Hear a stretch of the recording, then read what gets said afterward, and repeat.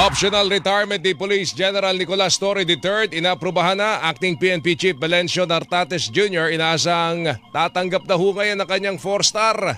Alamin natin ang balita niya mula naman kay Mark Pakalalad. Mark, pasok! Super Radio! Inaprubahan na ng National Police Commission na NAPOLCOM ang optional retirement ni dating PNP Chief Police General Nicolas Torre III. Ito ang kinumpirma sa Super Radio DSWB ni PNP spokesperson Police Brigadier General Randolph Tuanyo. Epektibo ang optional retirement ni Torre itong January 19 matapos mailabas ang NAPOLCOM Resolution number 2026-0029. Nabatid na si Torre ay itinaraga at tinangkat ng pwesto bilang Metropolitan Manila Development Authority General Manager itong December 26, 2025. Samantala sinabi rin ni Tuanyo na inaasang matatanggap na ni Nartates ngayong linggo ang pinaka-inaasam na 4-star ni PNP Acting Chief Police Lieutenant General Jose Melencio Nartates Jr. Nagkaroon na rin ng practice dito sa Camp Crame para sa gaganawing seremonya sa pagbibigay ng 4-star kay Nartates. Ang inyong kapuso Mark Makalalad ng GMA, Super Radio, DCWB, dapat totoo. Super Radio Flash Report! Tatlong individual arestado matapos mahulihan ang hinihinalang pusli. Ito muna mga kapuso, meron Super tayong Radio DCWB Flash Report! mula kay Alan Gatos, dalawa pang akusado ni dating Senador Boong Revilla Jr. sa kasong may kinalaman sa anomalya sa flood control project sa Bulacan. Iniharap na rin sa Sandigan Bayan. Alan, pasok! Ilang sandali pa lamang nakakalipas ng dalhin na ng mga tauhan ng Philippine National Police at dito sa Sandigan Bayan ang dalawa pang ibang akusado ni kapwa-akusado ni dating Senador Boong Revilla dito sa 3rd Division ng Sandigan Bayan. Sila ay pawang mga naka-jacket ngayon at nakaposas na banday sarado ng pawang mga babae na mga tauhan ng Philippine National Police kasama yung kanilang mga abogado.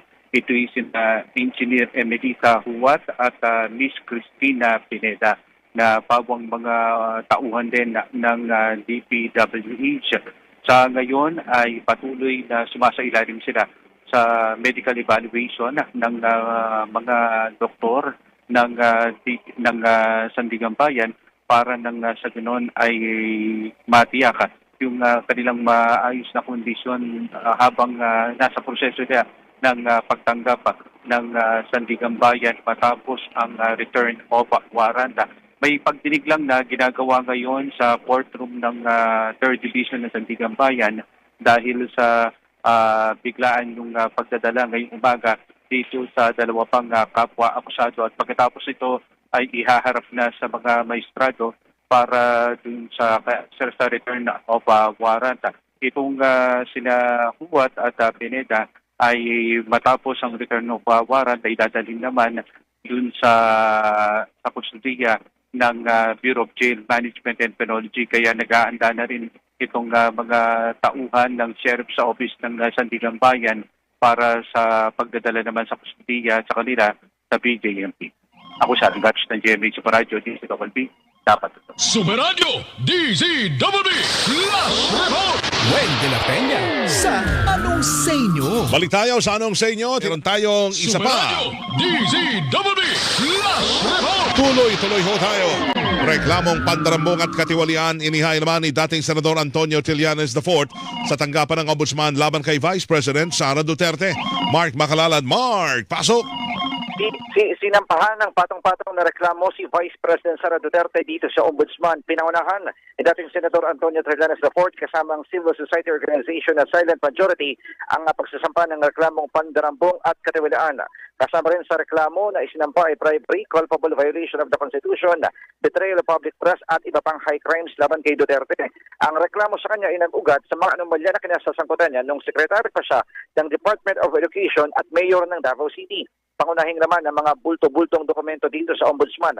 Ang maling paggamit umano ni Duterte ng 650 million pesos na confidential fund, anomalya sa 2.7 billion pesos na confidential fund sa Davao, 8 billion pesos na overpriced laptop sa DepEd, 12 billion pesos na COA disallowances sa DepEd, 7 billion pesos unliquidated cash advance sa DepEd, Kapabayaan dahil sa kakulangan ng mga napatayong classroom, ill-gotten wealth at non-declaration ng salain ng mahigit 2 billion pesos na deposit at iba pang assets, at iwalaan dahil sa pagtanggap umano ng pera mula sa mga drug lords sa Davao at pagiging unfit sa paghawak ng pwesto sa gobyerno dahil sa public meltdown at pagbabanta sa buhay noon ni Pangulong Bongbong Marcos. Sa panayam naman sa media, sinabi ni Trillanes na naniniwala siya na solido ang reklamo na isinampa nila kay Duterte base sa mga ebidensya na hawak nila. Ang inyong kapuso Mark Makalalad ng GMA Super Radio, DZWB dapat totoo. Super Radio DZWB Last Report. Sa tanong natin ngayong umaga, naniniwala ba kayo o hindi? Super Balita sa Tanghali Nationwide. Super Radio Flash Report. Meron tayong flash report mula kay June Veneracion ng GMA Integrated News. Si dating Congressman Zaldico nagpadala ng umano ng filler para makipagdialogo. June Veneracion, June! Well, nagpadala ro ng feelers ang nagtatago na si dating Congressman Zaldico sa isang grupo ng mga pari para makipagdialogo. Yan ang sabi ni Interior Secretary John Vic Rimulya. Sineseryoso raw nila ang feelers at handa silang makipag-usap sa kampo ni Ko. Matagal na nagtatago si Ko sa Portugal matapos maglabas ng warrant of arrest ng korte laban sa kanya dahil sa pagkakasangkot sa manong road dike project sa Nauhan, Oriental, Mindoro. Ako si June Veneracion ng GMA Integrated News sa Gulat para sa Super Radio DZWB dapat totoo. Super Radio Flash Report. Super Balita sa Tanghali Nationwide. Super Radio DZWB Last Report. Sa wakas ang tagal ni Ada, di ba? Oo, talagang, Si Bagyong Ada, humina Miyerkules na na po at Miyerkules. isa na lang LPA. Nasa linya natin si Charmaine Varilla, weather specialist po ng Pag-asa.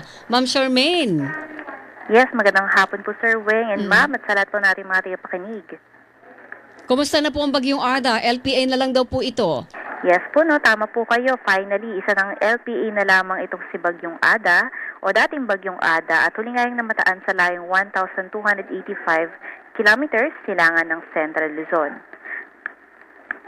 So palabas na ho siya ng ating area of responsibility? Or malulusaw na lang siya bukas? Sir, base po sa forecast po natin, dito na po siya sa loob ng ating farm malulusaw. Okay. Kailan po mangyayari yan? By tomorrow po, expect na po natin na for sure ay malulusaw na po itong si Bagyong Ada or low pressure area ng tuluyan. So lalong wala na siya talagang Wala na. totally epekto sa bansa natin? O Yes meron po, pang mga tama po ulan? kayo. Yung mga pag-ulan po na na-experience natin dito, especially sa may Cordillera, Cagayan Valley, maging sa Aurora, Quezon, tsaka Camarines Norte at Camarines Sur, yan po ay dala na lamang ng northeast monsoon. So expect na lang po natin mahihina mga pag-ulan na lang yan. And for the rest of Luzon and Western Visayas, expect na lang po natin na pulong-pulong mahihina mga pag-ulan naman. Yung pong isa pang low pressure area na ina-expect natin anytime ay papasok ng PAR. Yes po, no, good news din po. Yung binabantayan nga nating low pressure area, though huli ngayong namataan sa layong 2,225 kilometers silangan ng southeastern Mindanao, ina-expect na natin na hindi na ito papasok sa loob ng ating Philippine Area of Responsibility at mababa na rin yung chance na maging isang ganap na bagyo.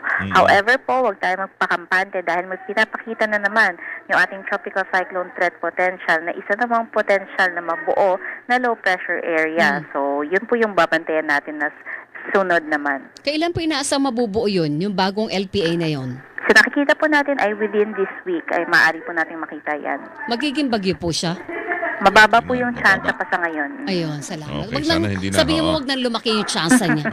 Bastard na siya sa atin. Si Lola Basyang pa naman yun. Bakit? Yes Basyang po. ang susunod si Basyang. Kung maging bagyo. Wag hindi. na.